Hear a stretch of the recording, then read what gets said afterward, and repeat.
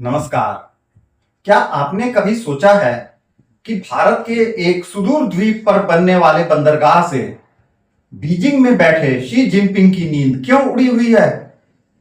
क्यों अचानक राहुल गांधी और ध्रुव राठी जैसे लोग अचानक छटपटाने लगे हैं और ग्रेट निकोबार प्रोजेक्ट को पर्यावरण का विनाश बताने लगे हैं?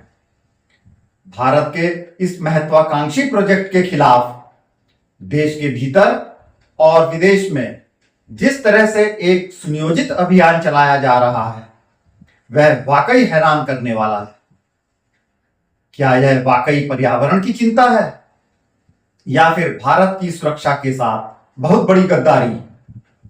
आज की भविष्यवाणी में हम चर्चा करेंगे निकोबार के उस प्रोजेक्ट के भविष्य की जो सिर्फ एक बंदरगाह नहीं बल्कि चीन की गर्दन पर भारत का वो अंगूठा है जो उसे समंदर में घुटने टेकने को मजबूर कर देगा। तो चलिए पहले हकीकत समझते हैं।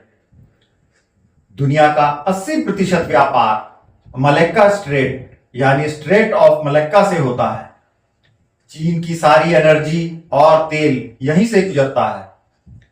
ग्रेट निकोबार इस रास्ते के ठीक मुहाने पर बैठा है।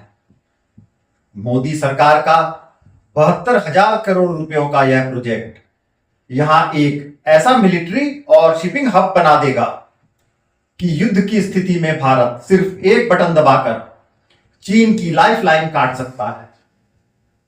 चीन जानता है कि अगर निकोबार प्रोजेक्ट साकार हो गया तो उसकी स्ट्रिंग ऑफ पर्ल्स रणनीति सिर्फ एक खिलौना बनकर रह जाएगी। और यहीं से शुरू होता है टूल किट का खेल। हैरानी की बात देखिए, जब चीन अपने हैनान द्वीप पर पर्यावरण की धज्जियां उड़ाकर सैन्य अड्डा बनाता है तब तो कोई आवाज नहीं उठती, लेकिन जब भारत अपनी संप्रभुता की रक्षा के लिए निकोबार में कदम बढ़ाता है तो राहुल गांधी इसे इकोनॉमिक डिजास्टर कहते हैं। ध्रुव राठी अपनी वीडियो में पेड़ों की संख्या गिनाने लगते हैं।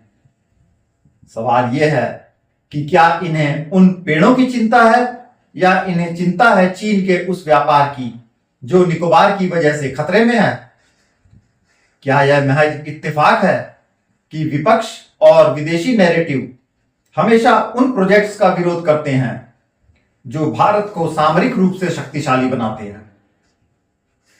दरअसल यह प्रोजेक्ट सिर्फ मिलिट्री के लिए नहीं है। यह सिंगापुर, कोलंबो, दुबई के व्यापार को भारत की तरफ मोड़ने का मास्टर प्लान है। हम ट्रांसशिपमेंट हब बनकर अरबों डॉलर कमाएंगे। आइए अब समूचे मामले को देखते हैं ज्योतिष के नजरिए से। अगर आजाद भारत की कुंडली को देखें तो इस समय भारत चंद्रमा की महादशा से गुजर रहा है। बुध हमारे व्यापार और संचार का स्वामी है और निकोबार प्रोजेक्ट भारत के वैश्विक व्यापारिक भविष्य की आधारशिला है। कुंडली के तीसरे भाव में बैठे ग्रहों का प्रभाव यह स्पष्ट करता है कि भारत अब अपनी समुद्री सीमाओं और द्वीपों पर वो आक्रामक नियंत्रण स्थापित करेगा जिसकी कल्पना पिछले 70 सालों में भी नहीं की गई थी। शनि का मौजूदा गोचर भारत के न्यायपूर्ण विस्तार को बल दे रहा है जो जल क्षेत्रों में भारत को अजेय शक्ति बनाएगा। वहीं अगर मोदी सरकार के सितारों की बात करें तो प्रधानमंत्री की कुंडली में वृश्चिक राशि का मंगल उन्हें इसी तरह के कठिन और साहसी निर्णय लेने की अदम्य शक्ति देता है। वर्तमान में राहु का गोचर उन छद्म विरोधियों को जन्म दे रहा है जो पर्यावरण की आड़ में भ्रम फैला रहे हैं।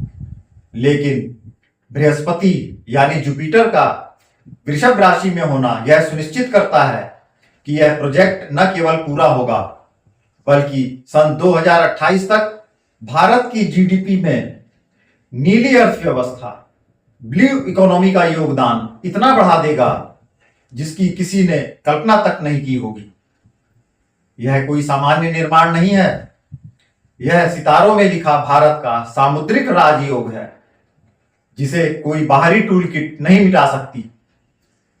गणना कहती है कि इस प्रोजेक्ट में कितनी भी बाधाएं डाली जाएं, सन 2027-28 तक इसका पहला चरण पूरा होकर ही रहेगा। यह भारत का वह ब्रह्मास्त्र है जिसे कोई नैरेटिव नहीं रोक सकता। जो लोग इसका विरोध कर रहे हैं, उनकी कुंडली में राहु का प्रभाव उन्हें भ्रमित कर रहा है, जिससे वे राष्ट्रहित के बजाय बाहरी ताकतों के मोहरे बन रहे हैं। क्या राहुल गांधी और उनके समर्थक चाहते हैं कि भारत हमेशा दूसरों पर निर्भर रहे? क्या वे चाहते हैं कि हिंद महासागर पर चीन का कब्जा हो जाए? बात बहुत साफ है। ग्रेट निकोबार प्रोजेक्ट विकास बनाम पर्यावरण की जंग नहीं है। यह मजबूत भारत बनाम बेबस भारत की जंग है। मोदी सरकार ने स्पष्ट कर दिया है कि राष्ट्र की सुरक्षा से समझौता नहीं होगा। वैसे इस प्रोजेक्ट के बारे में आपकी अपनी खुद की क्या भविष्यवाणी और एनालिसिस है? क्या पर्यावरण की आड़ में भारत की सामरिक शक्ति को कमजोर करना देशहित है? क्या आपको लगता है कि राहुल गांधी और ध्रुव राठी के विरोध का असली कारण पर्यावरण की चिंता है अथवा चीन की? क्या निकोबार प्रोजेक्ट भारत को हिंद महासागर का असली बादशाह बना देगा? जरूर बताइएगा।